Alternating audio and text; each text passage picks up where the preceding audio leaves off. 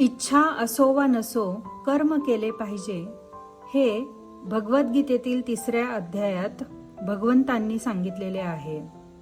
प्रत्येक देहधारी जीवाला कर्म करावेच लागते.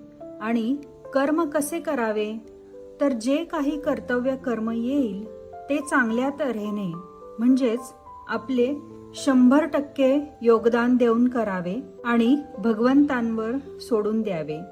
कर्म करताना कुठलीही अपेक्षा ठेवू नये. हा झाला 3ऱ्या अध्यायाचा थोडक्यात अर्थ. आता तुमच्या लक्षात आलेच असेल की आज आपण भगवद्गीतेतील 3ऱ्या अध्यायातील श्लोकांचे स्पष्ट उच्चार शिकणार आहोत. या अध्यायात एकूण 43 श्लोक आहेत आणि अध्यायाचे नाव आहे कर्मयोग. स्तोत्र अँड मंत्र चॅनलला लाईक, सबस्क्राईब आणि शेअर करायला विसरू नका. नवीन व्हिडिओजचे अपडेट्स मिळवण्यासाठी बेल आयकॉन नक्की दाबा. चला तर मग सुरू करूया भगवद्गीतेतील 3रा अध्याय कर्मयोग. ओम श्री परमात्मने नमः. श्रीमद् भगवद्गीता अथ तृतीयोऽध्यायः.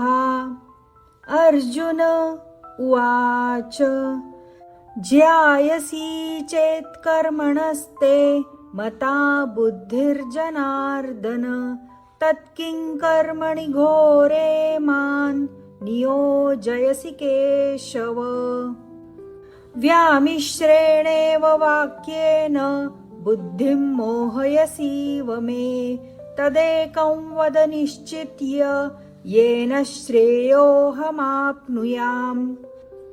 श्रीभगवानुवाच लोकेऽस्मिन् द्विविधा निष्ठा पुरा प्रोक्ता मया नघ. ज्ञानयोगेन साङ्ख्यानां कर्मयोगेन योगिनाम्. न कर्मणामनारम्भान् नैष्कर्म्यं पुरुषोऽश्नुते न च सन्न्यसनादेव सिद्धिं समधिगच्छति. न हि कश्चित् क्षणमपि जातु तिष्ठत्यकर्मकृत् कार्यते ह्यवशः कर्म सर्वः प्रकृतिजैर्गुणैः. कर्मेन्द्रियाणि संयम्य य आस्ते मनसा स्मरन् इन्द्रियार्थान् विमूढात्मा मिथ्याचारः स उच्यते. यस्त्विन्द्रियाणि मनसा नियम्यारभतेऽर्जुन कर्मेन्द्रियैः कर्मयोगम् असक्तः स विशिष्यते. नियतं कुरु कर्म त्वं कर्म ज्यायो ह्यकर्मणः शरीरयात्रापि च ते न प्रसिद्ध्येद कर्मणः. यज्ञार्थात् कर्मणोऽन्यत्र लोकोऽयं कर्मबन्धनः तदर्थं कर्म कौन्तेय मुक्तसङ्गः समाचर. सह यज्ञाः प्रजा सृष्ट्वा पुरोवाच प्रजापतिः अनेन प्रसविष्यध्वम् एषवोऽस्त्विष्टकामधुक्. देवान् भावयतानेन ते देवा भावयन्तु वः परस्परं भावयन्तः श्रेयः परमवाप्स्यथ. इष्टान् भोगान् निवो देवा दास्यन्ते यज्ञभाविताः तैर्दत्तानप्रदायैभ्यो यो भुङ्क्तेस्तेन एव सः. यज्ञशिष्टाशिनः सन्तो मुच्यन्ते सर्वकिल्बिषैः भुञ्जन्ते ते त्वघं पापा ये पचन्त्यात्मकारणात्. अन्नाद्भवन्ति भूतानि पर्जन्यादन्नसम्भवः यज्ञाद्भवति पर्जन्यो यज्ञः कर्मसमुद्भवः. कर्म ब्रह्मोद्भवं विद्धि ब्रह्माक्षरसमुद्भवं तस्मात् सर्वगतं ब्रह्म नित्यं यज्ञे प्रतिष्ठितम्। एवं प्रवर्तितं चक्रं नानुवर्तयति हयः। अघायुरिन्द्रियारामो मोघं पार्थ स जीवति। यस्त्वात्मरतिरेव स्याद् आत्मतृप्तश्च मानवः। आत्मन्येव च सन्तुष्टस्तस्य कार्यं न विद्यते। नैव तस्य कृतेनार्थो नाकृतेनेह कश्चन।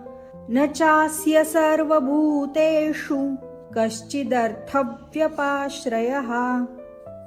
तस्मादसक्तः सततं कार्यं कर्म समाचर। असक्तो याचरन् कर्म परमाप्नोति पुरुषः। कर्मणैव हि संसिद्धिम् आस्थिता जनकादयः। लोकसङ्ग्रहमेवापि सम्पश्यन् कर्तुमर्हसि। यद्यदाचरति श्रेष्ठस्तत्तदेवेतरो जनः। स यत्प्रमाणं कुरुते लोकस्तदनुवर्तते। न मे पार्थास्ति कर्तव्यं त्रिषु लोकेषु किंचन। नानवाप्तमवाप्तव्यं वर्त एव च कर्मणि। यदि ह्यन्न वर्तेयन् जातु कर्मण्यतन्द्रितः। मम वर्त्मानुवर्तन्ते मनुष्याः पार्थ सर्वशः। उत्सीदेयुरिमे लोका न कुर्यां कर्म चेदहं। शङ्करस्य च कर्ता स्याम् उपहन्यामि माः प्रजाः। सक्ताः कर्मण्य विद्वांसो यथा कुर्वन्ति भारत। कुर्याद्विद्वांस्तथा सक्तश्चिकीर्षुर्लोकसङ्ग्रहम्। न बुद्धिभेदं जनयेद् अज्ञानां कर्मसङ्गिनां। जोषयेत् सर्वकर्माणि विद्वान् युक्तः समाचरन्। प्रकृतेः क्रियमाणानि गुणैः कर्माणि सर्वशः। अहङ्कारविमूढात्मा कर्ताहमिति मन्यते। तत्त्ववित्तु महाबाहो गुणकर्मविभागयोः। गुणागुणेषु वर्तन्त इति मत्वा न सज्जते। प्रकृतेर्गुणसम्मूढाः सज्जन्ते गुणकर्मसु। तान् कृत्स्नविदो मन्दान् कृत्स्नविन्न विचालयेत्। मयि सर्वाणि कर्माणि सन्न्यस्याध्यात्मचेतसा। निराशीर्निर्ममो भूत्वा युध्यस्व विगतज्वरः। ये मे मतमिदं नित्यम् अनुतिष्ठन्ति मानवाः। श्रद्धावन्तो न सूयन्तो मुच्यन्ते तेऽपि कर्मभिः। ये त्वेतदभ्यसूयन्तो नानुतिष्ठन्ति मे मतम्। सर्वज्ञानविमूढांस्तान् विद्धि नष्टान् चेतसः। सदृशं चेष्टते स्वस्याः प्रकृतेर्ज्ञानवानपि। प्रकृतिं यान्ति भूतानि निग्रहः किं करिष्यति। इन्द्रियस्येन्द्रियस्यार्थे रागद्वेषौ व्यवस्थितौ। तयोर्न वशमागच्छेत् तौ ह्यस्य परिपन्थिनौ।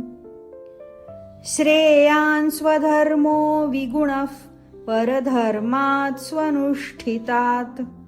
स्वधर्मे निधनं श्रेयः परधर्मो भयावहः। अर्जुन उवाच अथ केन प्रयुक्तोऽयं पापं चरति पूरुषः। अनिच्छन्नपि वार्ष्णेय बलादिव नियोजितः। श्रीभगवानुवाच काम एष क्रोध एष रजो गुणसमुद्भवः महाशनो महापाप्मा विद्येनमिह वैरिणम् धूमेनाव्रियते वह्निर्यथादर्शो मलेन च यथोल्बेनावृतो गर्भस्तथा तेनेदमावृतम् आवृतं ज्ञानमेतेन ज्ञानिनो नित्यवैरिणा कामरूपेण कौन्तेय दुष्पूरेणानलेन च इन्द्रियाणि मनोबुद्धिरस्याधिष्ठानमुच्यते एतैर्विमोहयत्येषद् ज्ञानमावृत्य देहिनम् तस्मात् त्वमिन्द्रियाण्यादौ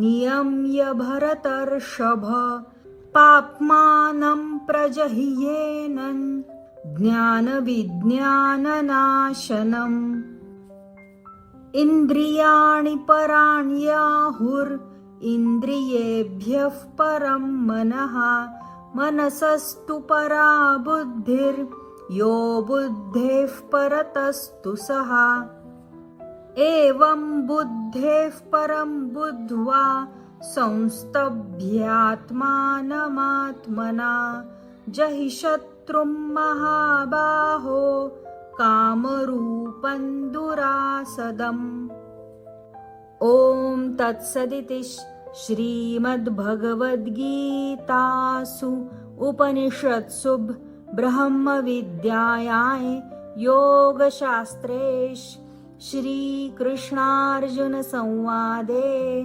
कर्मयोगो नाम तृतीयोऽध्यायः। ॐ श्रीकृष्णार्पणमस्तु।